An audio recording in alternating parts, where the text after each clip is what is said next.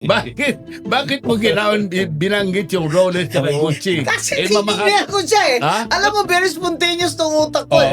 You know, I don't lie. Tinignan ko siya, dapat pobre ito si... Nagmamalikin ito sa akin. I noticed that you're wearing a Rolex watch.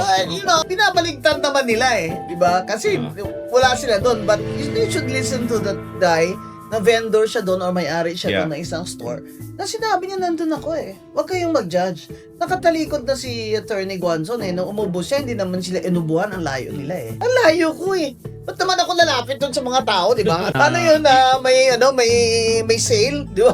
Yung demanda mo, ano pang demanda mo sa kanila? Unjust vexation, saka grave Unjust moral defamation. Pero grabe yung yung blood pressure ko. He really had a stroke. Tumaas. 180 over Of 120. course. Wow, kadelikado. Malang